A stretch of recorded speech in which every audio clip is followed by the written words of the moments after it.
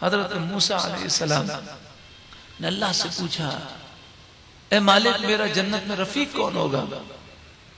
تو فرمایا وہ قصاب۔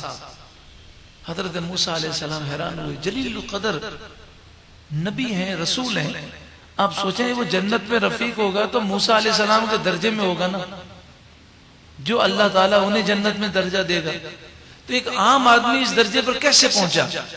تو آپ اس قصاب کی دکان پہ گئے اور آپ نے کہا میں ایک مسافر ہوں، آپ کے گھر مہمان بننا چاہتا ہوں۔ اس نے کہا سبحان اللہ کیا نورانی چہرہ ہے، اب میرے گھر چلیں۔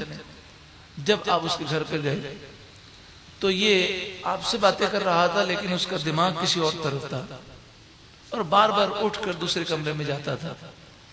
پھر کہنے لگا کہ مجھے کچھ کام ہے، میں کچھ چیزیں لے کر آتا ہوں، آپ بیٹھیں۔ جب یہ گیا تو موسیٰ علیہ السلام اٹھے اور دوسرے کمرے میں گئے تو آپ نے دیکھا کہ اس کے بوڑھے ماں باپ ہیں، دونوں معذور ہیں، ان دونوں پر فالج ہے اور دونوں نابینا ہیں اور دونوں بستر سے لگے ہوئے ہیں۔ آپ سمجھ گئے کہ اس کو مجھ سے گفتگو کرتے ہوئے بھی اپنے ماں باپ کی فکر تھی، دماغ اسی طرف تھا، بار بار اس لیے جاتا تھا۔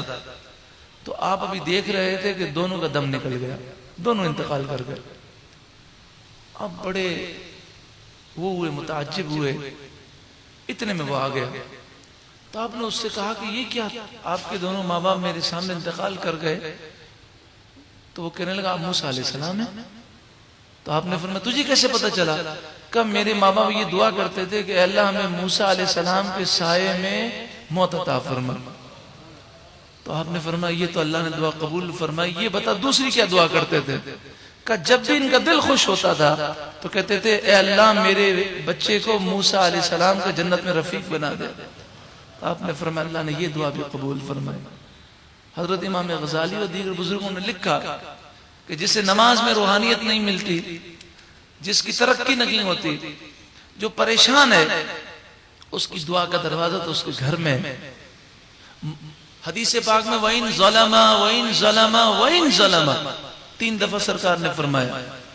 صحابہ نے جب پوچھا کہ ماں باپ کی خدمت کریں، تعظیم کریں، اگر وہ دونوں ظالم ہوں، تو سرکار نے فرمایا اگرچہ وہ دونوں ظالم ہوں، اگرچہ وہ دونوں ظالم ہوں، اگرچہ وہ دونوں ظالم ہوں، ان کا ظلم ان کے ساتھ ہے، لیکن تمہاری ڈیوٹی ہے ان کی خدمت کرنا اور دعائیں لینا، خدمت کر کے اللہ کی رضا کو حاصل کرنا۔ اس چیز سے جب ہم دور ہو گئے تو یاد رکھیے کہ ہمارا انجام پھر بہت برا ہوگا۔ ابھی وقت ہے، اگر والدین حیات ہیں توبہ کریں، ان سے معافی مانگیں، ان کی خدمت کریں، ان کا دل خوش کریں۔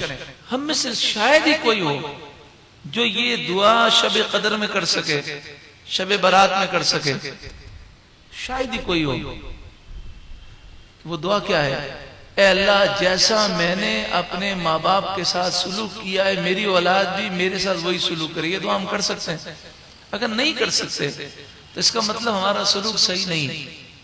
جس کا سلوک اچھا ہوگا تو وہ یہ دعا کرے گا کہ اے اللہ جو میں نے اپنے ماں باپ کے ساتھ سلوک کیا ہے میری اولاد بھی ایسا سلوک کرے۔